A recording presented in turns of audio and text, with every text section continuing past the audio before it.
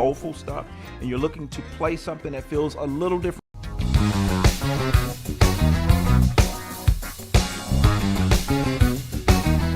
Bass players, it's that time again, and you know I had to do this one.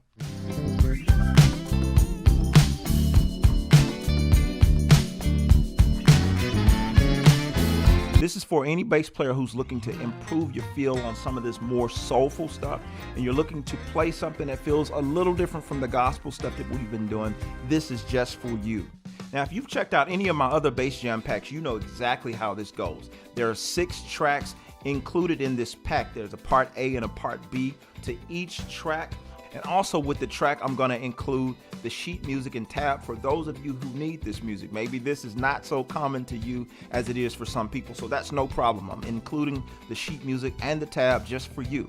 Also, you're going to get 2 MP3s. One will include my bass take, what I actually played over it, and then you'll get one without my bass take so you can do your thing and rock out and have fun to it. And not only that, like I've done on every other jam pack, if you are a person who needs the additional help in terms of breaking down these tracks, because it might be a little complicated for you depending on where you are in your level as a musician, as a new bass player, I've also included the instructional for this where I go through and break down all 6 tracks.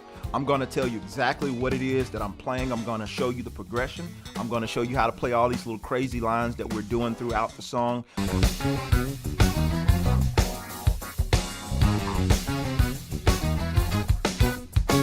So you have no excuse but to go in there and do what you got to do when it comes to practicing. So if you're ready to learn and play some heavy bass grooves, check out the All Soul Bass Jam. I'll see you on the inside. Peace.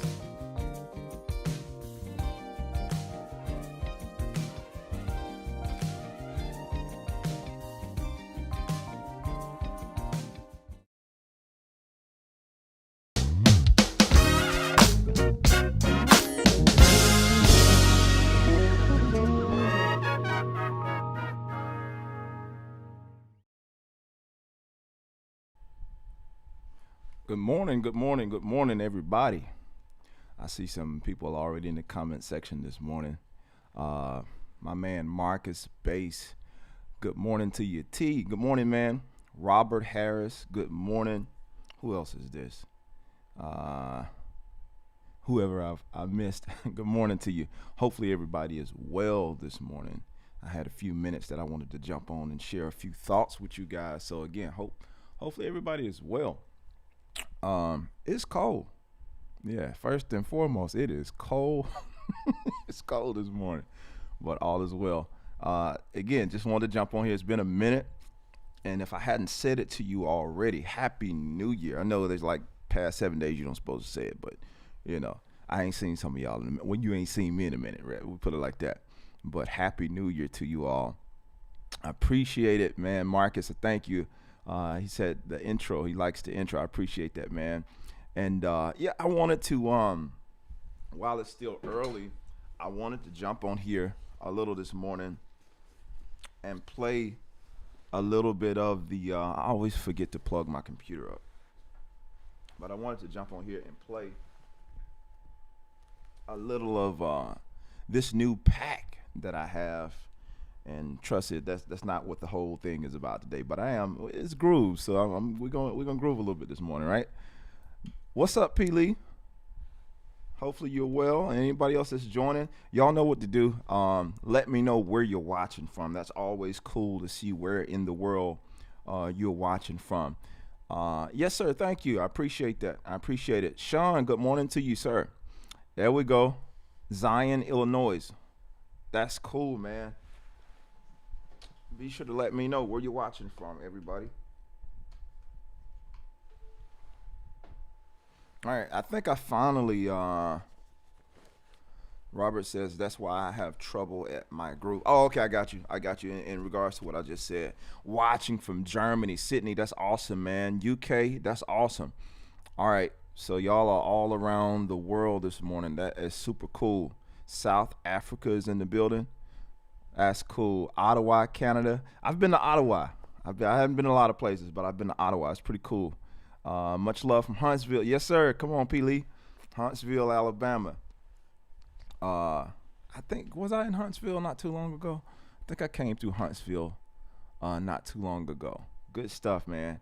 Huntsville in the building. Moscow, Russia, man. This is why I asked you all to let me know where you're watching in the comments. This is amazing to me. Technology, thanks be to God, technology is amazing to see. Wolverhampton, UK, all of that. That's like y'all think it's like okay, it's no big deal. It's blowing my mind to know that we can literally connect all around the world. I know we've been doing this for a minute, but it's still always amazing to see where people are tuning in from, who's watching, where you're watching from, that kind of thing. That's always amazing. So good morning to you, D Grant, Ev Jenny. I don't want to mispronounce your name, but I'm attempting. So good morning to you, E. Good morning to you, Wellington. Good morning to you, man. Yeah, thank y'all so much for joining me this morning. All right. Thank you all so much for joining me this morning.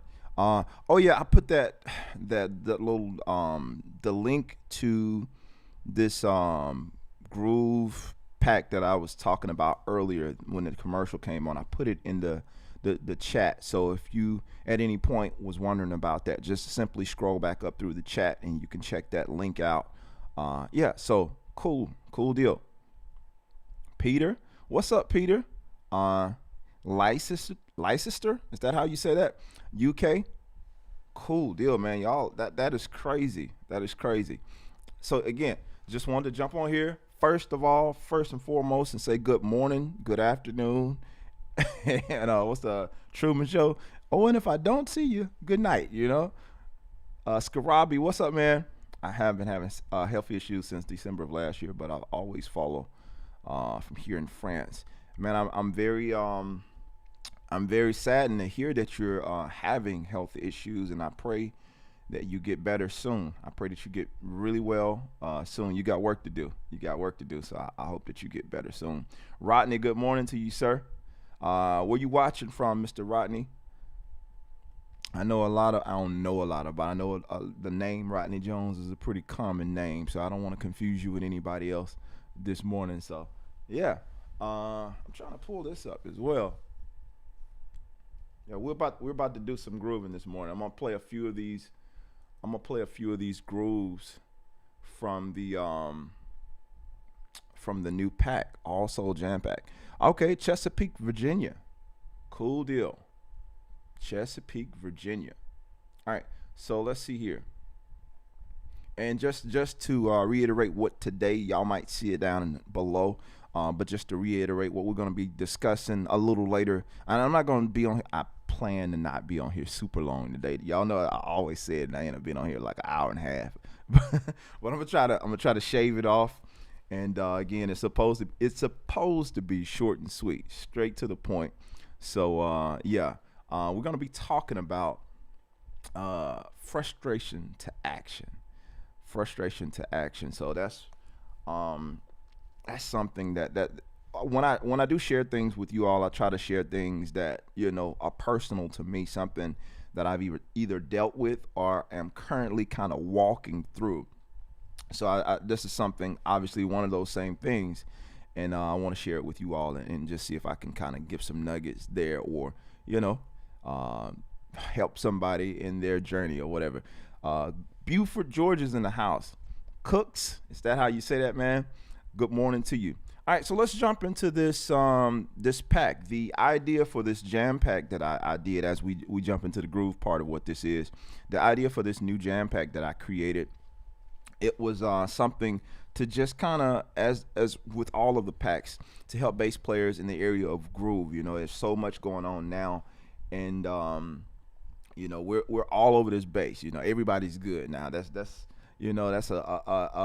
almost a normal thing where everybody's good, but oftentimes many of us, depending on where you are, who you're around, we can struggle in the area of just solid groove, being able to just play some solid grooves. And I think to be well-rounded, you have to have a good bit of everything in terms of influence from several genres in order to be well-rounded. That doesn't mean you can't be a good bass player with only having one genre. I'm not saying that, but I think like if you want to be professional studio musicians, you're going to have some influence from almost every genre to help you in order to be able to go in any situation and execute well. Even if you only play like Christian or gospel music, there are going to be some situations where the artist may have listened to some other stuff and they have some influences from these other songs, and they kind of want you to play a certain type of feel. And if you're not familiar with that, you can struggle with trying to execute the feel that they're talking about as a professional musician. One of my things, I grew up very, in a very religious family. I still consider, I'm obviously still a Christian, but again, growing up, I heard, it's like I grew up in a really religious household, but at the same time, there was an extreme side of family and other folks that listened to other stuff. So you still got a little piece of it. You weren't allowed to listen to it in your house, but going other places, you could still hear little pieces of it. Going to different places, hearing it in movies, hearing it in restaurants, just hearing somebody playing it at school or down the street. Whatever, you're gonna get exposed to this music some way or another. But what I wanted to do with this particular pack is be able to kind of give you the good stuff, because I know some of you guys prefer not to listen. This is not for everybody.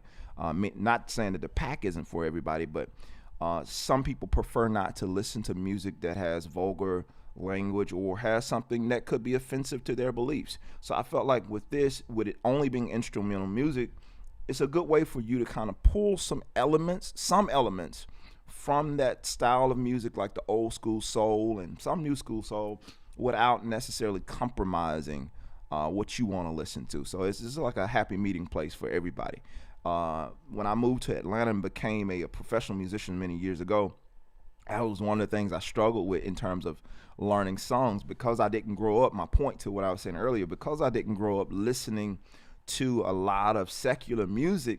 When I got calls to do these gigs to pay the bills, I struggled because I didn't know these songs. I had to learn a lot of songs. So what I'm doing here with this pack, and I'm about to get into it in just a second, what I'm doing here is giving you the opportunity to kind of get familiar with the feel of some of this music.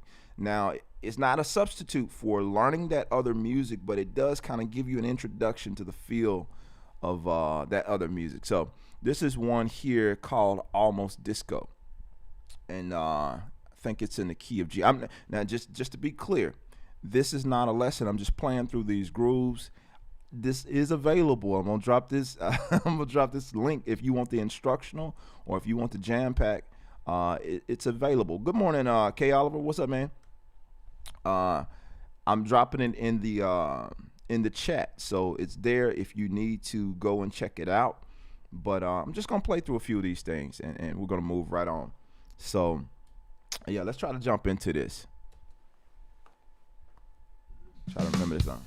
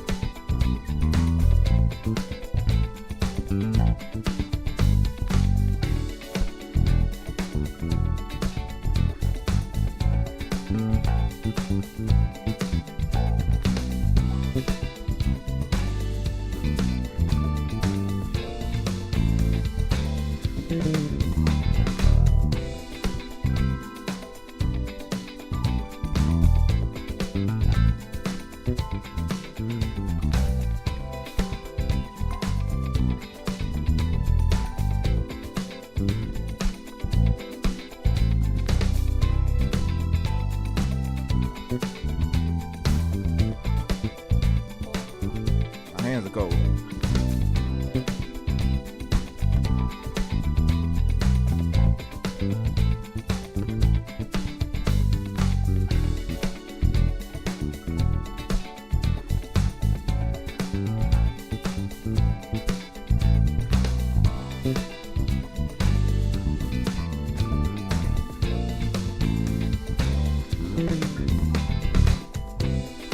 You get the idea.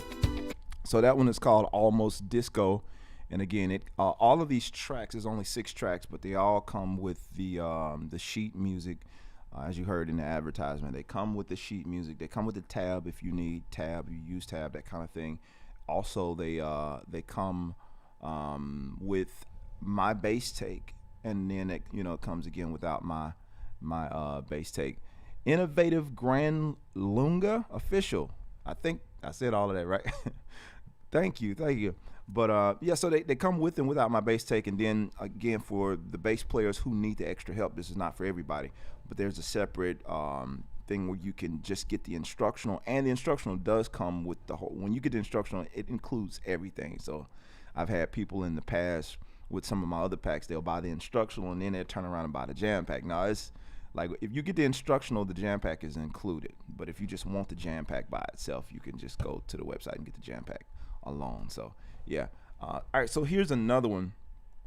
I wanted to do something. Obviously, that had a little bit more of a 70s, late 70s, I think early, I want to say mid-late 70s feel to it. And this one has more of a 70s Al Green kind of vibe. I had to do something like my dad, when I was growing up, I remember him playing a lot of Al Green when I was young. So that was just like in the early infant toddler years. I remember hearing a lot of Al Green around the house early on. So I had to go back and definitely grab some of that stuff, because again, all of this stuff, whether you know it or not, the music you're exposed to, even if you don't play it, it's very influential. It's very influential to what you do. You know what I'm saying? That music is very influential to your sound, and you don't know it, but all these little building blocks are making your sound. So just little simple things that your parents might sing or play when you're younger, all those things are building blocks for your musical sound that's happening. Steven, what's up, dude? Yes, sir. I'm glad to be here. I'm glad to be here. Some of you may have saw my post on Facebook about my recent accident. I won't get into that right now, but if you did see that, then you know what I'm talking about when I say I'm very, very grateful to be here. If you're not following me on Facebook or not friends with me, Jermaine Morgan on Facebook, I have 2 pages. I have an artist page, then I have a personal page, and I shared this on my personal page. So I invite you to go ahead and follow me there on Facebook. And before I forget, because I always do, I want to give you guys the opportunity to follow me there on Instagram. If you are already following me, then you know I got hacked. I got hacked. My page, J Morgan Bass, was just taken over, and yeah, that's another story for another day. But if you're not following me, it's still J Morgan Bass. Just add a 1 at the end. We just kept it simple, right? I want to still make sure you guys can find me there. So if you're not following me on IG, please go do that now. I have like 300 and some followers, so probably people who think that I'm not posting, they probably think that my actual page is the one that's hacked. And it's now that one with like 300 and some followers now, that's me. I'm having to rebuild this page. And I think most people think that's the hack page. That's the one, right? So J Morgan Bass 1 on Instagram is the page. A scribe says, I love Motown. I have to pick some vinyls from my dad's house. Absolutely. So let's play this real quick. I think let me see here. Yeah, I think the song is in C. Bass is 2.5 a step down.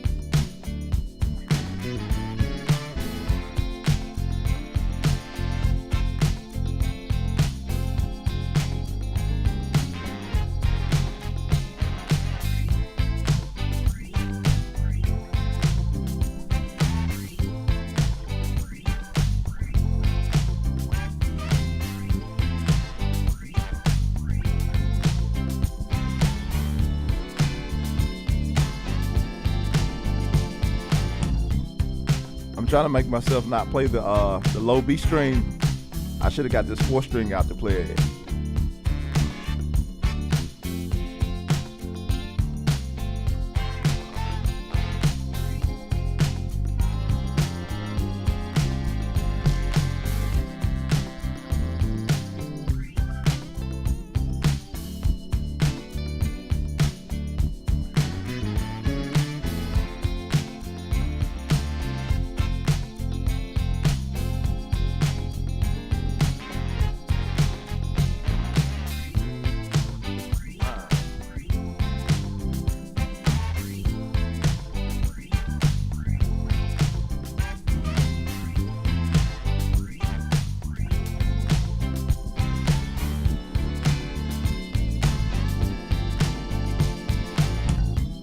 All right. So,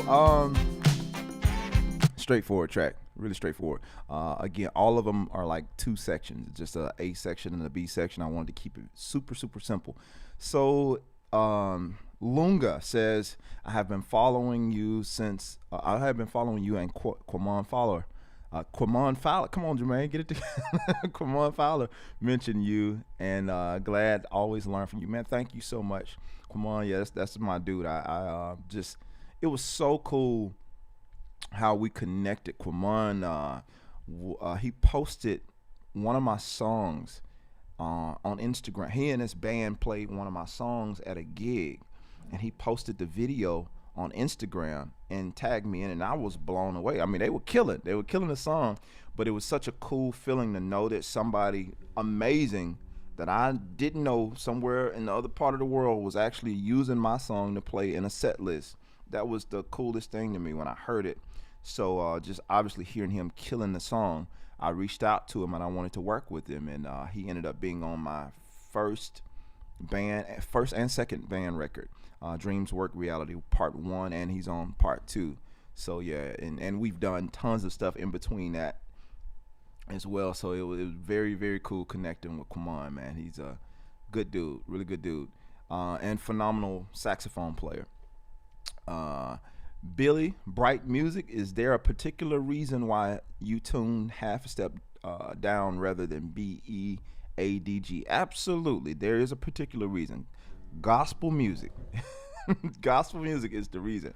Well, when I was playing, just for, like, matter of fact, I think I started doing this when I was playing at New Birth. All those years I played at New Birth, my MD would always ask for that low B flat, because up to that point I tuned standard. I was afraid to tune down. I didn't want to mess with the tuning, you know what I'm saying? I'm like, I'm doing good to get across this bass, let alone talking about detuning. No, I don't do that. But anyway, in gospel, I was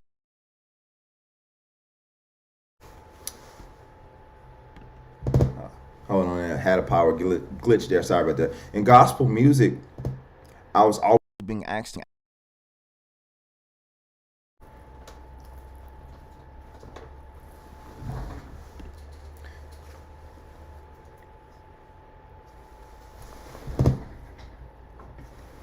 My apologies there. I don't know. I'm having some type of power glitch. There's always something, right? In gospel music, again, I'm always being asked to play that low B flat. So that's the reason for tuning down, so that most, of us gospel players can grab that low B flat. And then some people even tune down to A, just so they can get even lower. I think Goucher kind of kicked that off, to my understanding. I might be wrong, so don't quote me on that. But I think he's the one who kind of kicked that off with tuning down to A instead of B flat. So anyway, moving off of that, Andre, good morning to you. It's been a while since we seen you. Well, since you see me here on, yeah, it's been a minute. You can still hear me when it goes out. Okay, cool. Yeah, I don't know what that is. Man, I gotta check on this board. It's been doing some weird stuff. This is that Studio Live AR16C that I've been, I'm gonna keep it 100 with y'all all the time. I've been using that board for a while now, but lately it's been doing some glitching that I don't like at all. I don't like it at all, and it come out of nowhere. I don't know if it's like the cable uh, if it's like a bad power cable or if it's something internal. I don't know. So I'm reaching out to Sweetwater to see what we can do to fix that, because I don't like that. Yeah, I don't like that at all. But anywho, so let's play through a couple more of these tunes and then we'll jump into it, because I think I'm gonna end up probably going over the time that I said I was gonna be here when I said it to myself. All right, here's another one. This is a cool one of mine. This particular song, like, the musicians are all phenomenal musicians, but this song is all of them are cool. Don't get me wrong. This one is a little bit more modern, but it's my band. It's my actual band playing this whole song. Like, my drummer for my band is playing on the whole pack, this whole pack. But this is like the Jermaine Morgan band playing on this particular song. So it got a good feel to it too. So I think you'll have fun playing with it. So for you guys to buy the track, it's like, oh man, I'm playing with the Jermaine Morgan band. We're grooving, right? So here we go. They're just doing that crazy stuff. Let me disconnect. So when my power glitched, it did that crazy stuff. So let's see here. See if it'll do right.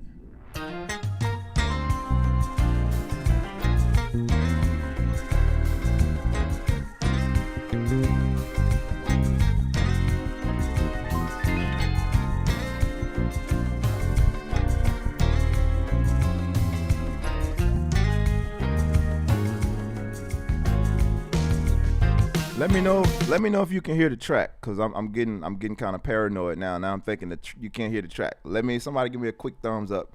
Let me know you can actually hear that track. You should be able to hear it, but I'm kind of every time I've got on here the last few times, it sabotaged me. So I want to make sure that y'all can hear. So throw some thumbs up somewhere, and let me know that y'all can still hear this track, cause I don't want to be playing. I'm just grooving over here with just naked bass, and y'all don't hear nothing. So, all right, cool. It sounds good. I just want to make sure. I don't want to get paranoid over here. I've done that before on one of these lives. I'm thinking that y'all are hearing the track, and it's just naked bass. Good deal, man. Thank y'all so much. All right, cool.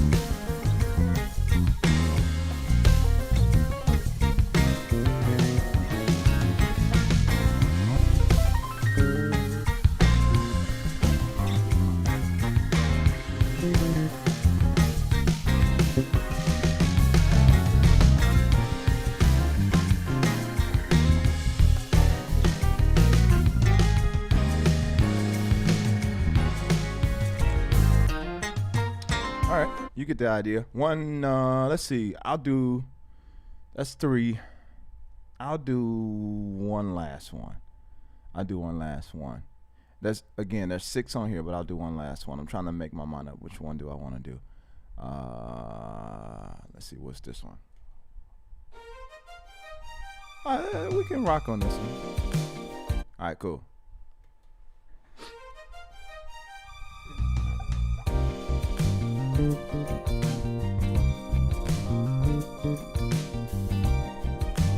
Stefano, Floppy.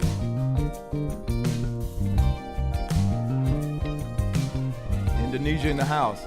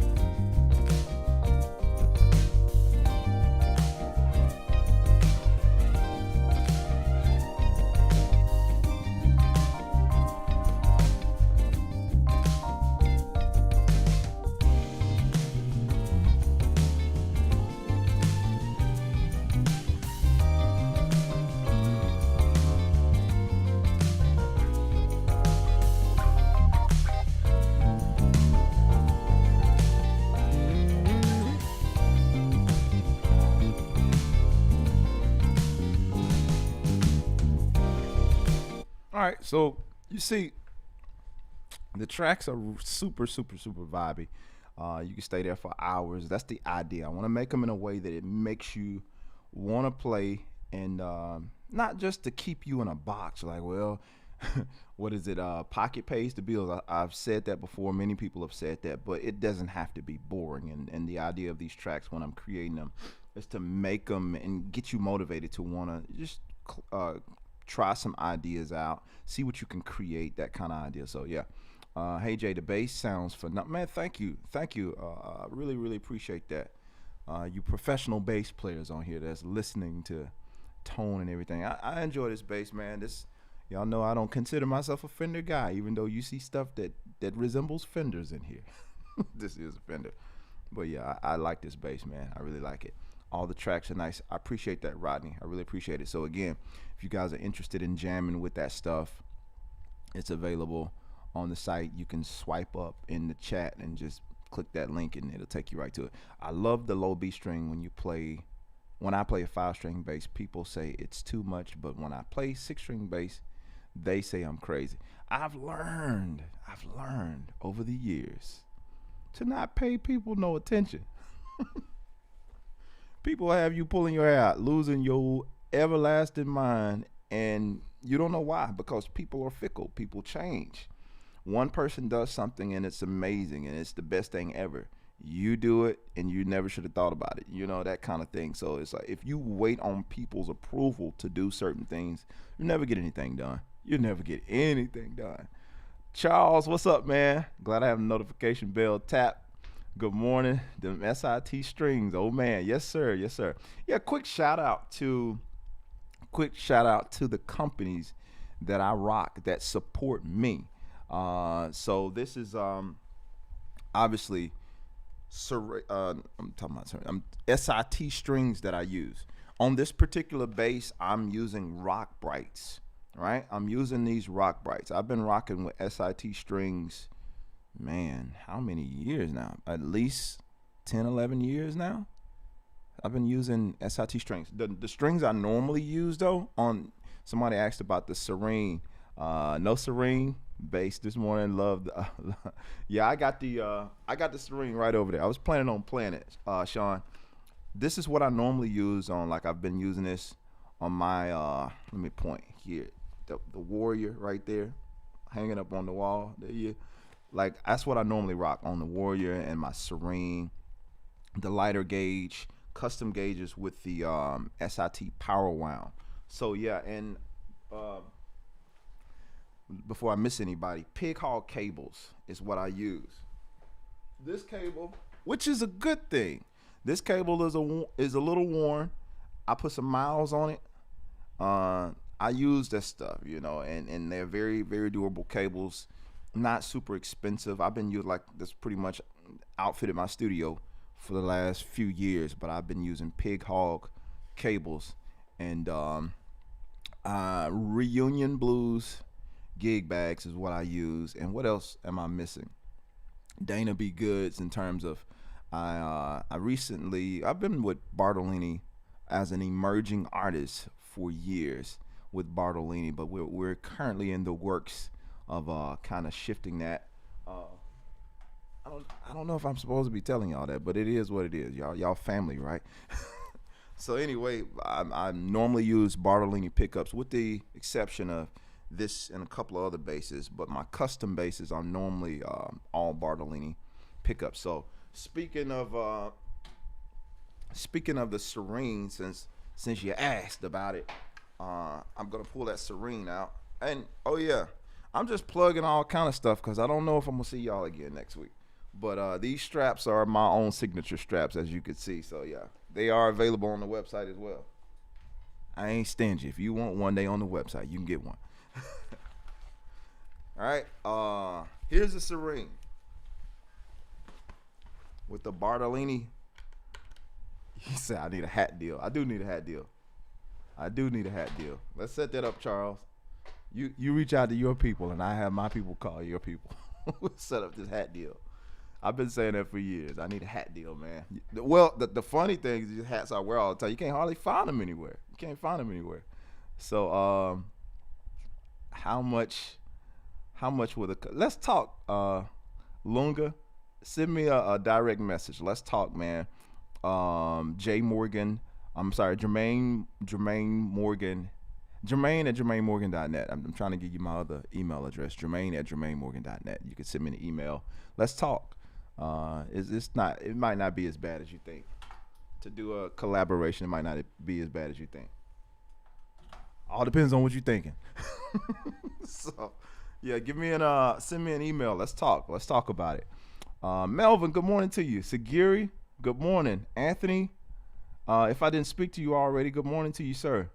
Maxwell, hey bro, how do I reduce the noise made by my bass during playing and even when I'm setting up? You could check a number of things. It could be, number one thing I'd start with is your cable. Bad cables can produce a buzz or a hum, that kind of thing, and it could be a grounding issue. If you're only hearing it in certain places, it could be a grounding issue. Could be your amp. You could isolate it to your bass in terms of plugging it directly into something and see, because sometimes cheap pickups or pickups that might be too hot, like your preamp might be turned up too high. There's a number of things that you could troubleshoot, but the number one thing I would start with is your cable, making sure you don't have a cheap cable, because that would definitely do it. And create, maybe it's all these pro bass players on here could give you some more tips if they want to drop them in the comments. I don't know everything, so if y'all know something that I don't know that could be causing that, feel free to drop it in the comment to help my guy out. Do you like bass mods bass? I've never played one. Surprisingly, I've never played a bass mods bass. Sean says, congratulations on the endorsement. Man, thank you, Sean. Those endorsements have been in place for years, like a long time. So but I appreciate it nonetheless. Charles says, K&G, man. I know y'all have them down there. Saw one the other day in there and thought of you. Okay, all right. K&G, I do need to check out. It's been a minute since I've been to a K&G. I'll be honest. It's been a minute. And my Barry White voice sounds real smooth. Yes, sir. Sounds real smooth. All right, so let's see if I got anything here on this Serene this morning. It's a lot louder, so I'm going to pull my volume back.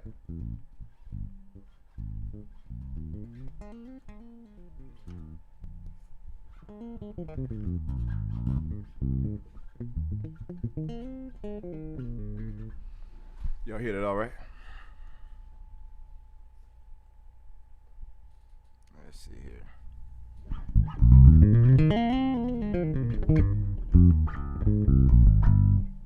Yeah, that's hot.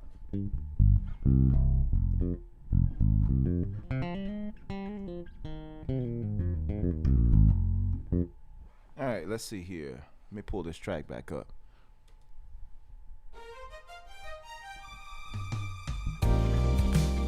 Cue that in, be quiet.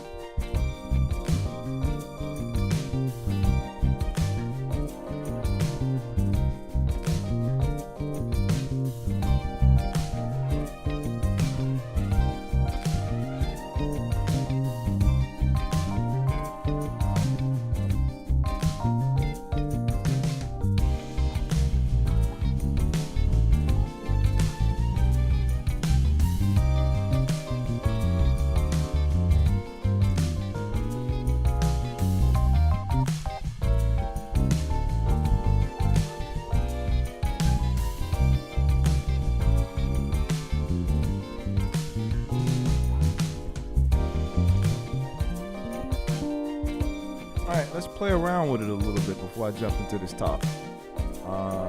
Dust some of these cobwebs off of my, just playing some ideas.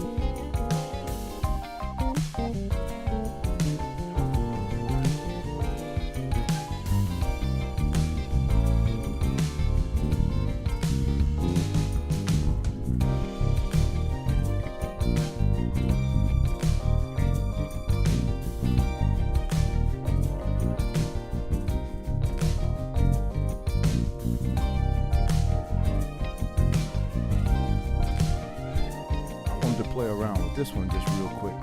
Just real quick. And I'm gonna answer y'all's questions too. I see.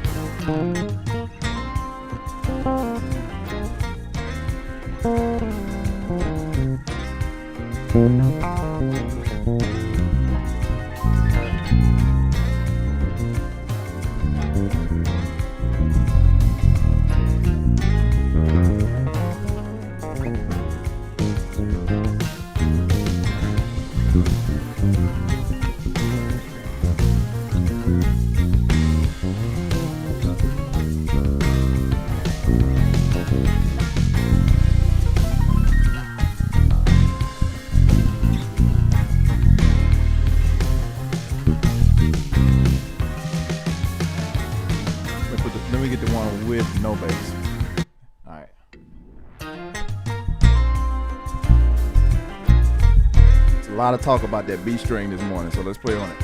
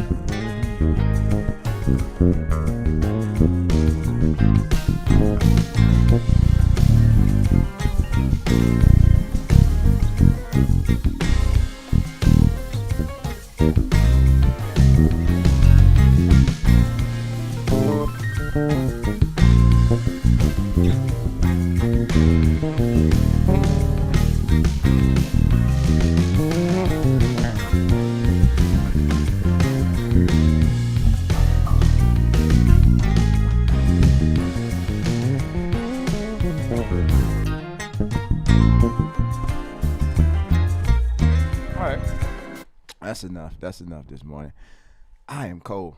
My hands have still not warmed up. It's like not really cold in here, but my hands are still cold for some reason. And yeah, I am cold. It's hard for me to like really play when I'm cold.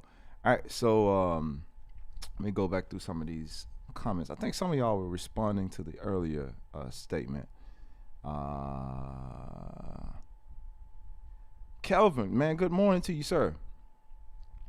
Appreciate it, and thank you with the leave a like. I really, man, I appreciate that when y'all kind of jump in the comments and encourage other people to like and comment and share. I really appreciate that stuff. I don't take it lightly. Last question, I promise. What bass guitar would you recommend? Seeing that you play expensive basses, I honestly have a Ibanez BTB, but when I hear you play basses, I feel my bass is little. Listen, let me say this. I do like custom basses, but I'm a man of very humble means. I started like with very inexpensive basses. So that's why you'll hear me get on this channel and I say something to beginner players like, hey, pick up this glary instrument that costs $75. Even though I'm playing something that may cost 10 times that, it doesn't matter to me, because number one, getting into it, you want to make sure you like this thing before you just go out and spend a whole bunch of money. A friend of mine and I were talking the other day about somebody that we personally knew that went out and spent like, over $5,000 on some new gear, and they're not even sure if they're gonna play just because they got the money to do it. I mean, if you got money to ball out of control like that, hey, do you? But for me personally, I even waited before I bought a custom bass. I had an opportunity to approach Warrior years before I approached them, but because I didn't know enough about understanding, granted I didn't have to be a know-it-all, but I wanted to have a bit more of an understanding about custom basses before I just bought one. So I bought my Warwick before I bought the Warrior, and I played my Warwick a few years. I enjoyed it, but I think that kind of warmed me up to the idea of a custom bass. And I had a Warwick thumb bass. If any of you guys been following me for over 12 years, you remember that bass, that Warwick thumb that I had. You can see it pictured on a video that I did. Like on my earlier recordings, I was using that Warwick thumb bass, 5-string. And it sounded great. It had a really, really great tone to it. I think one of the pickups was dead on it. And so like my, I think my 3rd string would go out every night. It would be a little lower than all the other strings. And so I had to dig into my 3rd string a little bit more than all. That's what I'm talking about. Humble means like you having to figure out how to make up the difference for the lack in your bass. And it's something I probably could have easily fixed by changing the pickups, but you know, we learn as we grow. Right? But anyway, I used that bass for a while. My first bass was my first bass that I learned playing on was, I think, a Rogue bass that my mom bought out of the musician's friend catalog for like maybe $200, if that much. And I played that bass and a whole bunch of pawn shop basses. And I eventually purchased my own Fender. I paid $500 for it. It was a Mexican deluxe. It was a deluxe, and I had that one for many, many years. It was like red and black with the colors of it. It's probably a technical name for the color, but it was red and black to me, right?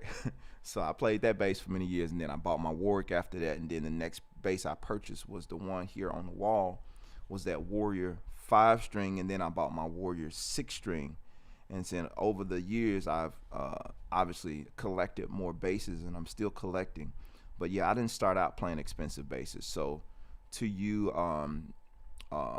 Lunga, if you like your BTB, rock your BTB. Don't allow somebody else's instrument to intimidate what you play. Because I mean, on that course I just did, I played that little $500-$600 Squier back there. And I got another, on the other side of that, there's like a $200 Squier that I've played on many recordings and all kind of stuff. And it sounded great. And people thought I did something to it. And I'm like, I'm playing that bass stock. I didn't add anything to it. And it's been in many of my videos. $200 bass. Sounds great. And I'm not saying I play that for everything, but it really matters what you want and what makes you happy. So don't allow the name or intimidation from somebody else or other players, whatever. Don't allow that to bully you into buying something that you don't necessarily want or need just because of a name. Because I've heard some garbage Foderas. I've heard some garbage Warriors. You know what I'm saying? Like, even though I, have been endorsing a company for years, I've heard some stuff from them that I'm like, I wouldn't have bought that. But you know what I'm saying? I'm just being honest. So it really matters what you want. So that's just my my take on it. Maxwell says, thanks for your answer, Kenya. Okay, that was something else. Floppy said that bass does sound awesome. Love the B tone. Awesome, man. Team Ramrod, good morning, everyone. Good morning to you, sir. If it's sir, I'm gonna make sure. But good morning to you. I'll just leave it at that. Good morning. Good morning to you. Sean Lewis, you were responding to Maxwell. Okay. All right, he said, just play around as we get some of your licks. All right, Floppy T, fat sound, sir. Appreciate that. Yes, sir. Have you ever tuned a whole step down to that low A? Thoughts on that? I haven't played around with tuning down to A. I just really I never saw a need for it for my own personal playing. But I do like it. I know that Frank, my guy Frank, he tunes down to A. I can't think of Frank's last name right now. Y'all know who I'm talking about. Frank is an amazing bass player. It's right there on the tip of my tongue, but I can't think of his last name. But anyway, Frank B-Day is on Instagram. He tunes down to A, and he sounds amazing playing it. Again, Goucher sounds amazing. So my thoughts on it, I think it sounds great. Personally, I don't have no desire or need to tune down, so I don't personally. But I think it's cool. I think it's really dope. Somebody get Anthony Hamilton in the room because I hear him crushing this track. Appreciate it, man. Ibanez has some of the best tone around, in my opinion, especially for their price range. Yeah, Ibanez does make some great stuff. I mean, and there's amazing players that play Ibanez. You got Gary Willis, you got Adam Nitty, you have Gerald Veasley, and so many others that So I'm not sleeping on Ibanez for nothing. Like they do make some incredible. I've played some incredible sounding Ibanez basses. Even some of their lower end stuff sounds really great. So yeah, it really matters what you like. If you find something, if I found an Ibanez bass that sounds good, I'm buying it. or they could give it to me. Either way, I'll take it. Right? So yeah, the thumb basses were heavy. They're a little heavy, but nothing like those PV what was it, T40s? Nothing like those though. I can easily I can play an early 2000 Ibanez Prestige 5-string bass. The tone. Oh, you said I play. That's what you play. Okay, I got you. Let's see here. The only intimidating bass out there is a loaded MTD 6-string bass. I don't think I've played a MTD, but they do sound great. Obviously, there's a lot of great players, Goucher included, Bubby Lewis, two of their biggest artists, and of course Justin Raines. They all sound great on those MTD basses. And so again, y'all, it all comes down to preference. It matters your hands, your sound, what you're trying to get out of the instrument. Because I hear great basses every other day, going through my feed, going through Instagram, going through the various things like Facebook. It's so many great basses out there. So the names is relevant and sometimes irrelevant. I think this bass sounds great. The Serene that I had before this. This is really a copycat of the Serene that I had before this one, because I liked it so much. I wanted something a little bit more custom to me, but this literally is almost spec'd out the exact same way the previous Serene you guys used to see me play. It's almost the exact same bass. It's just different wood in terms of the top piece and back piece is different. But in terms of spec wise and spacing and all that stuff, it's almost spec'd out completely identical to that other bass that I was playing. Almost. But yeah, so it just matters what you like. Sometimes the expensive isn't always better. I have a custom Viguier. I just butchered that. Built in France, that over the years could never get the exact sound I wanted. I have an MTD Kingston that's half of the price. That sounds great. I got you. I'm thankful for my Ibanez. Listen, be thankful for what you play. You got what you got, and make the most out of it. I much prefer the Kingston. Y'all are talking about basses this morning. I don't know if I'm gonna get to the talk this morning. Y'all are really on this basis. It's good. It's good conversation. Discover your own tone, not someone else. Absolutely. Goucher tunes down. Yep. I'm way behind in this chat. I'm trying to catch up though. Got you. Thanks for your feedback on the low. Hey, absolutely. So Colt, good morning, man. Good morning to you. All right. So Frank Bruno. That's it. Thank you, man. I couldn't think of that for anything. So Jermaine, do you ever play short scale basses? Yeah, what was it? The jazz, the P bass that I got, that's by Squier. I'm getting brain farts this morning. The Squier is a short scale bass, and this fretless that I have by Finn Bass is a short scale bass. I haven't played that a lot out on the videos, but I have done a video with that fretless bass, just kind of demoing it, quick demo. But yeah, it's a short scale bass. So yeah, I do play some short scale basses. Have to go to work. Team Ramrod, thanks for joining me. Jonah, thank you. I appreciate that. I appreciate it. All right, so let's jump right into this little talk really quick, from frustration to action, because I do have to jump off. I went over my time as usual, but I wanted to share this with you because this was the whole point of me jumping on here, not playing for 2 hours, but well, here we are. From frustration to action. Really quick, I'm gonna try to make this quick, and I'll respond if you comment. I'll probably try to catch it. If I don't, just keep commenting. I don't have a problem with that. But I asked a question: have you ever had something that just kind of made you frustrated or disgusted, or made you want to just kind of quit, or give up altogether. Has that ever happened to you in any area? I must admit, for me, and I don't, for the sake of protecting certain things, I won't be specific as to what I'm referring to. But I have had that recently happen to me in terms of how I felt about music uh, in general. And I had to recently kind of check myself on what I was, how I was looking at everything. Because my frustration, oftentimes, your frustration that you have about something, especially when you find something that you're kind of upset or frustrated about, and it kind of irritates you, but it doesn't seem like it's bothering anybody else, oftentimes that's because you're called, or you might be the one picked to do something about that particular thing.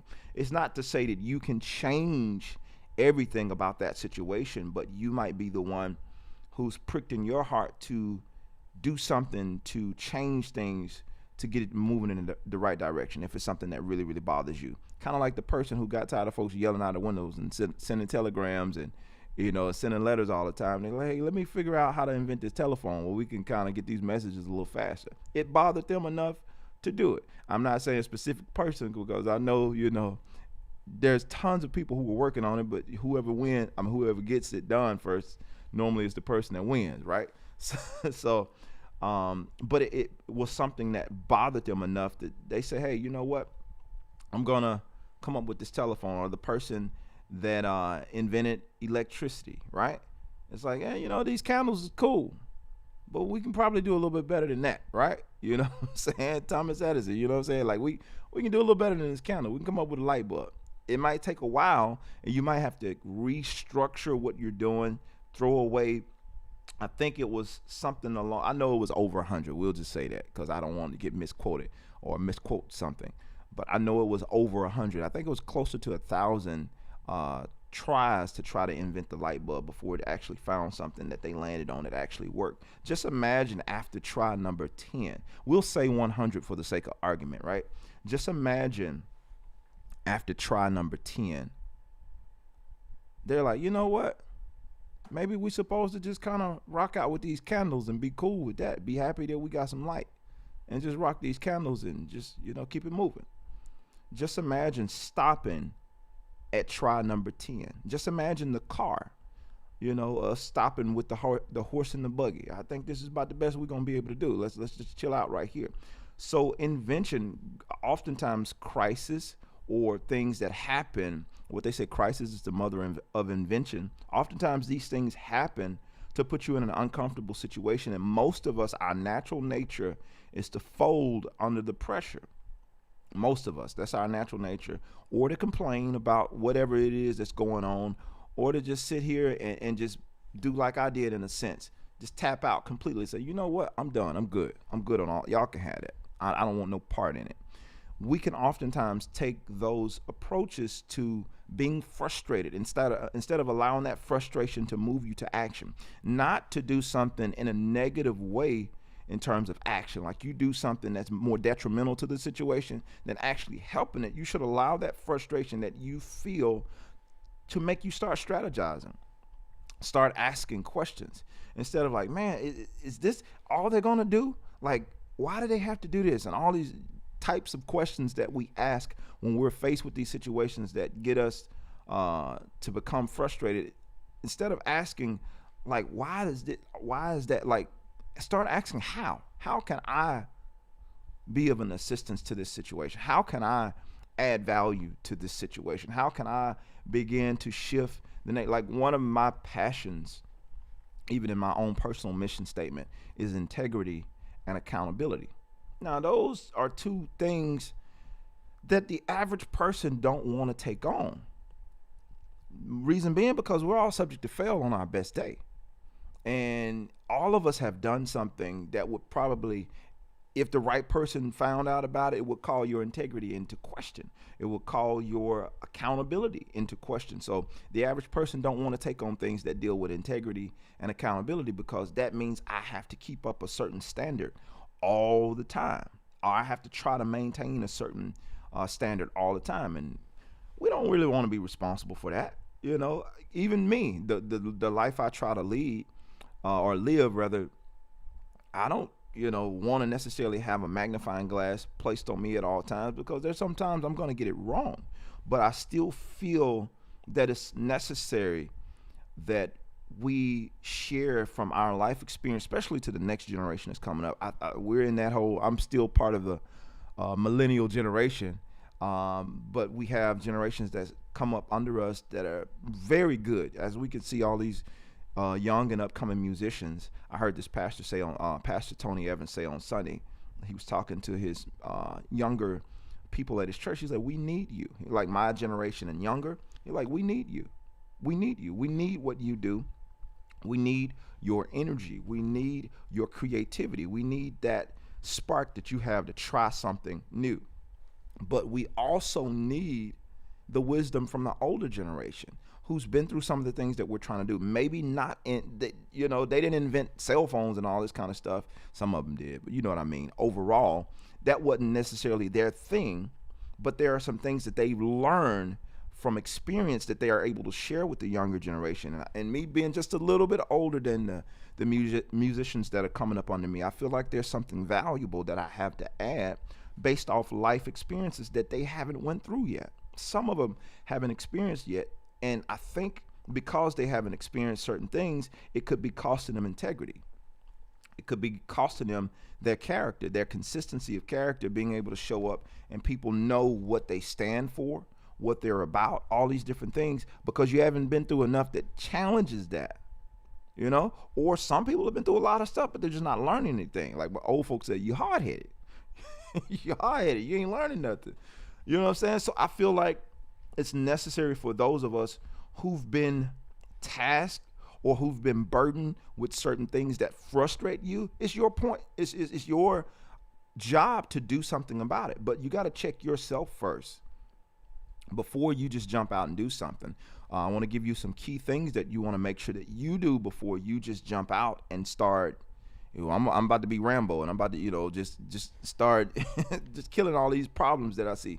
No, you want to, number one, check your motives. Check your motives.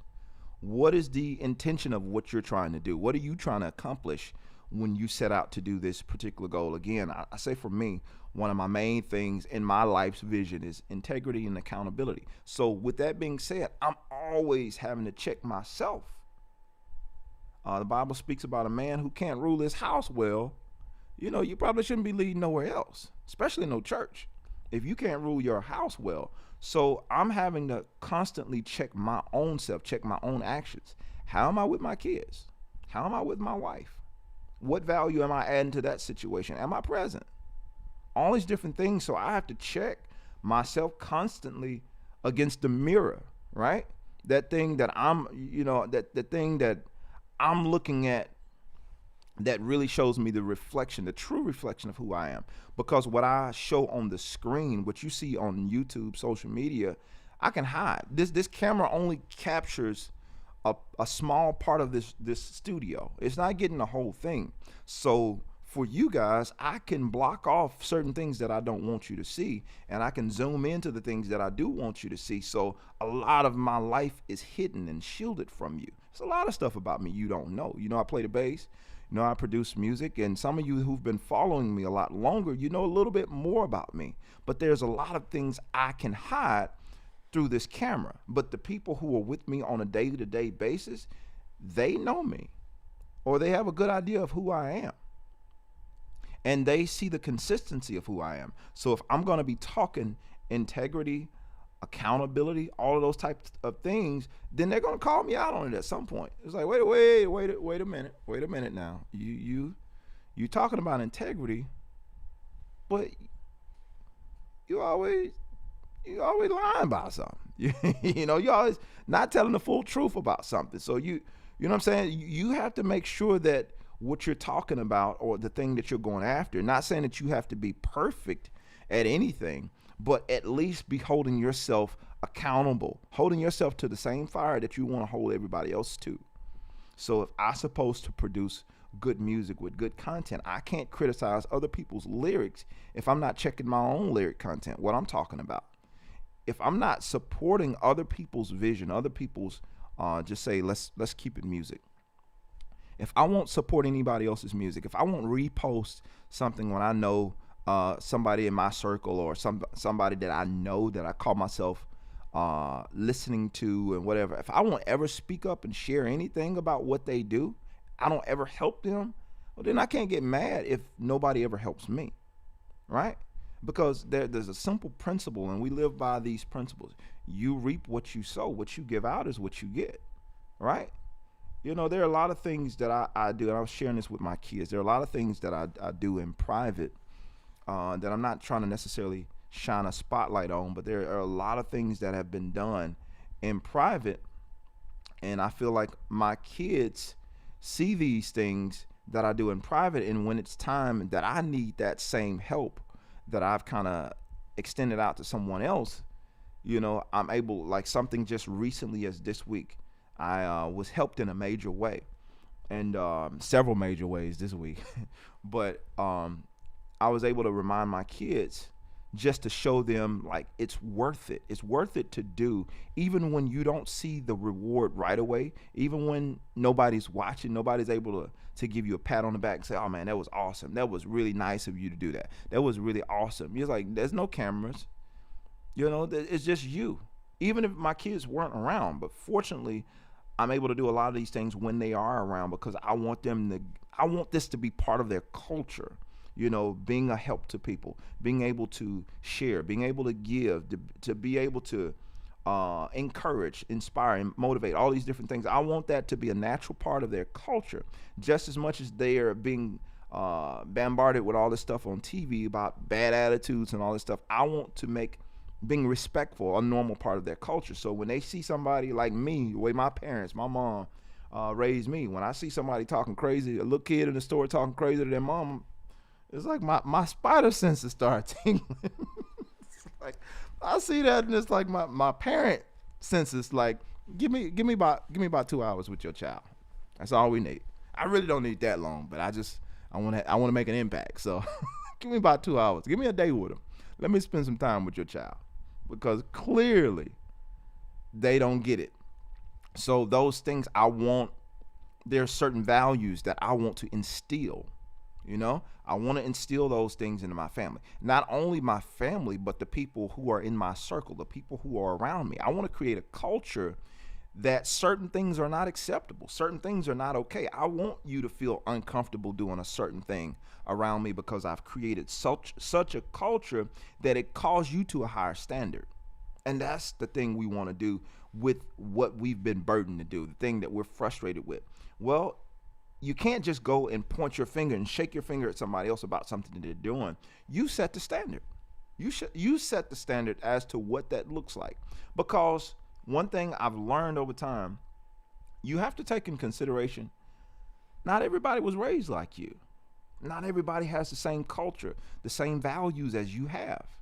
And that's not to say everything you value is right or everything that they value is wrong. You know what I'm saying? And I see you guys in the comment section. Good morning to you all.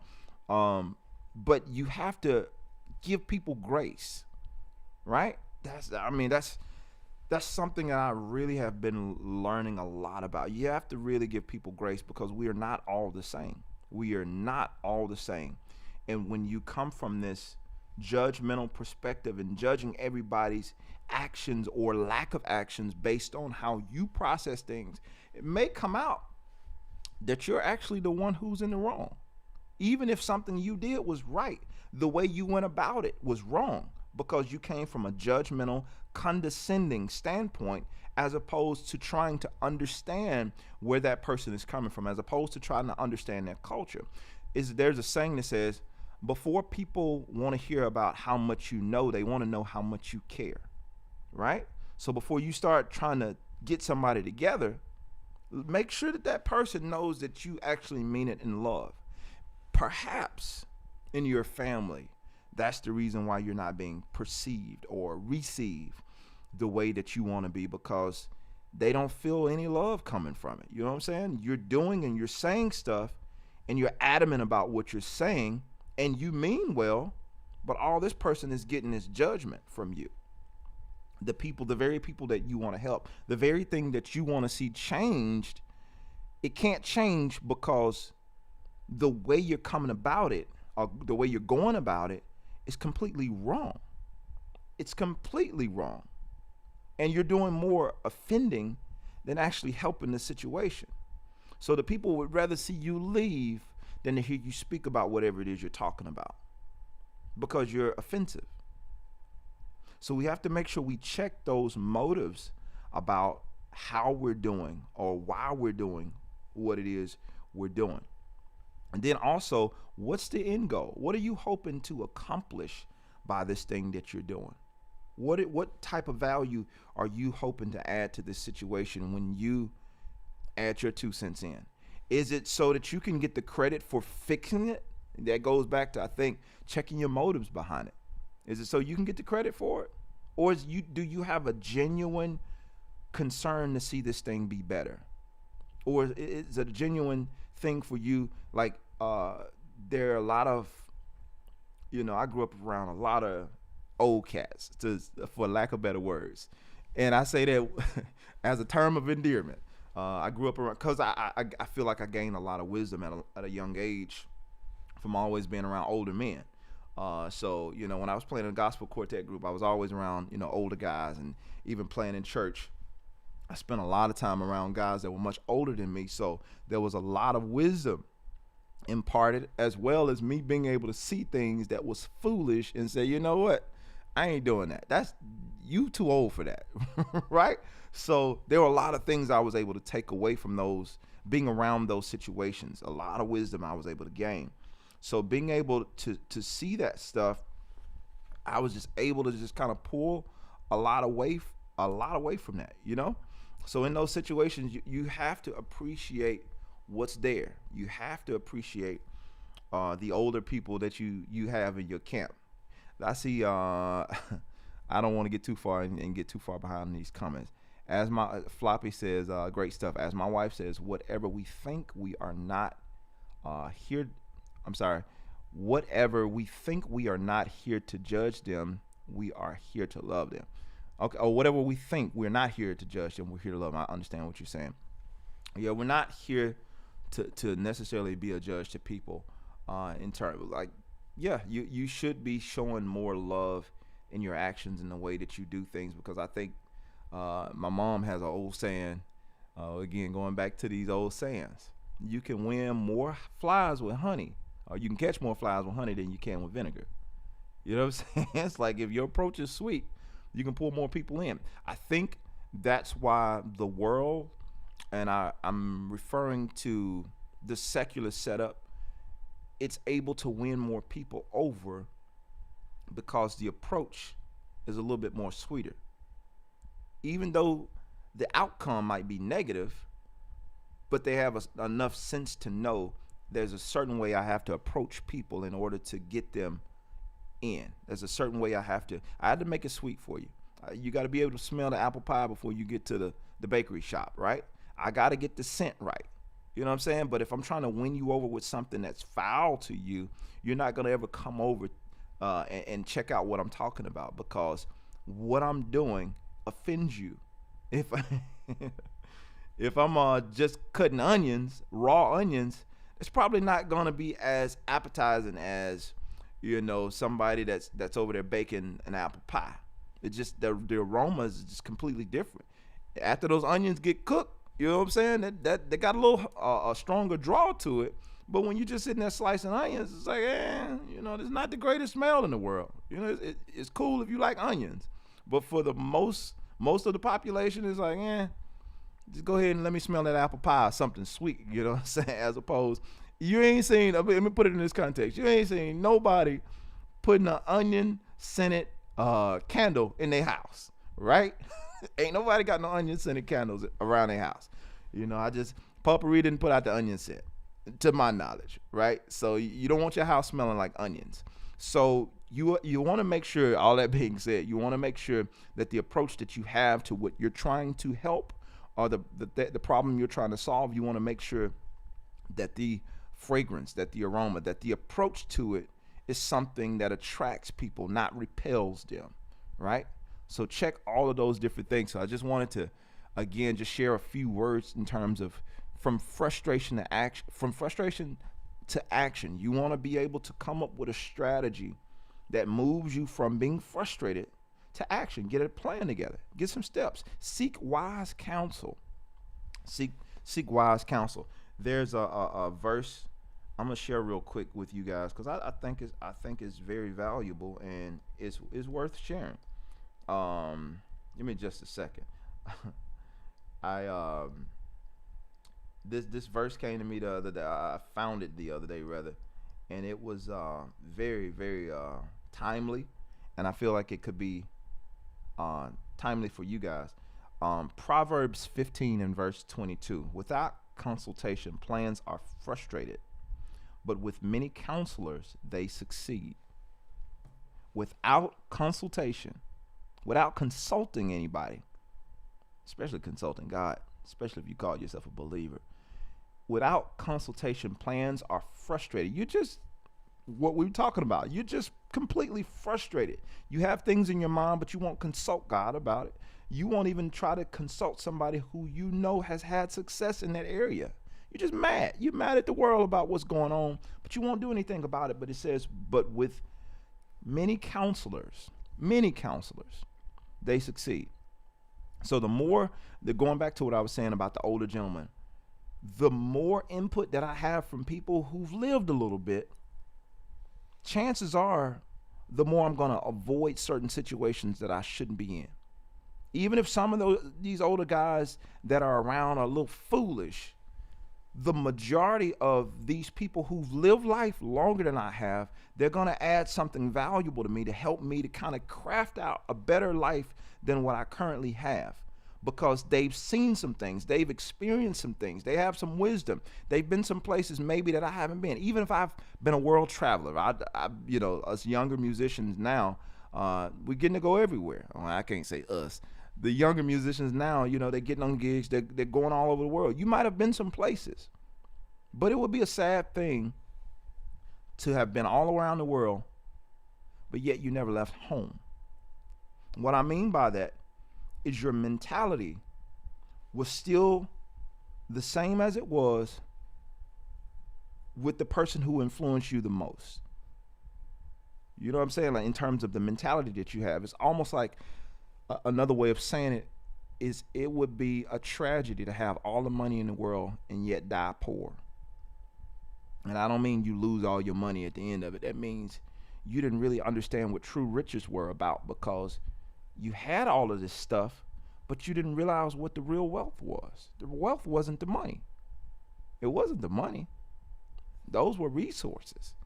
But the true wealth wasn't the money. So to have traveled all around the world, but you never left your house, mentally, you couldn't get rid of that same old mentality that you've been had. What does it matter that you've been to France? So I'm gonna name out some people that are watching it. The UK, you've been to the States, you've been to China, you've been to Japan, you've been to all these different places, but your mentality never changed. So you weren't open to receive anything from any of these places. I'm not saying change who you are or change your core values or change your culture, but what can you gain from each thing that you come in contact with? What is there to learn from this situation? What is your takeaway?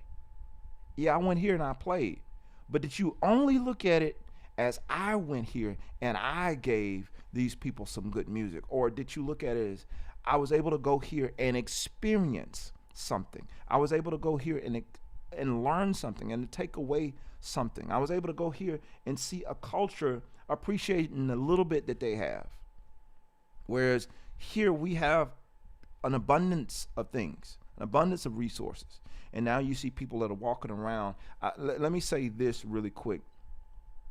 This changed my perspective. I've shared with you guys, if you've been around for a while, I had a lawnmower accident when I was 6 years old. Took off my left heel. And so if you've seen me in person, you probably noticed that I walk with a slight limp. But that was, due to a lawnmower accident at 6 years old.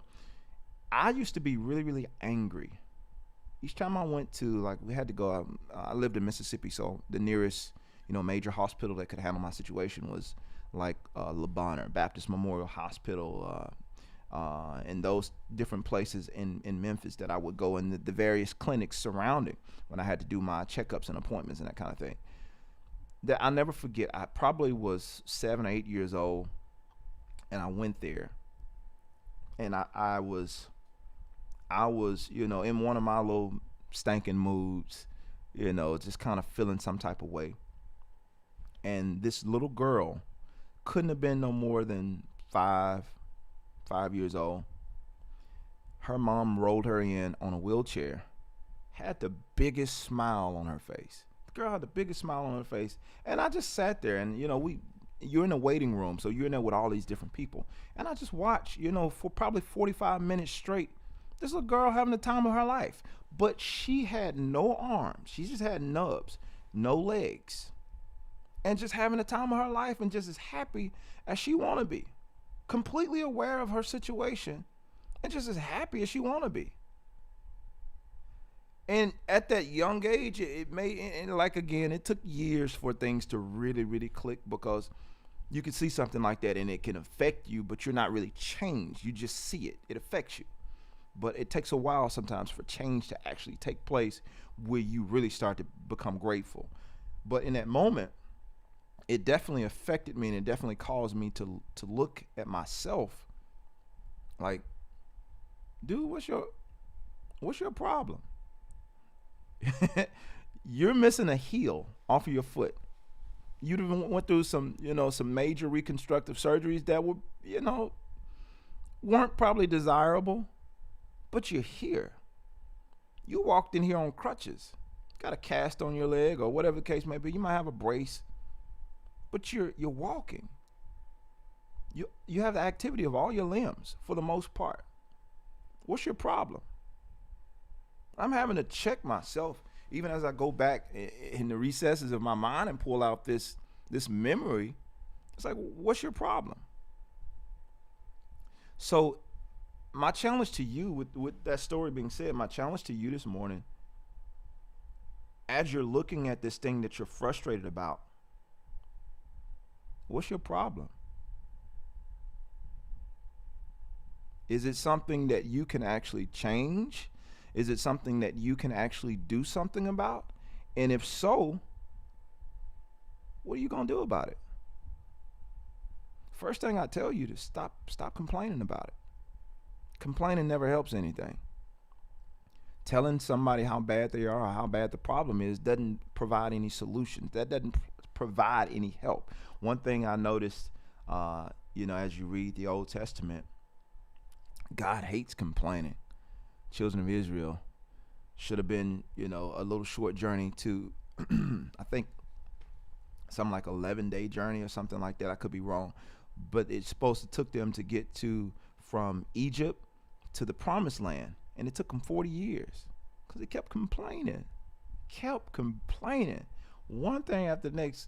My man is feeding them with manna from the sky.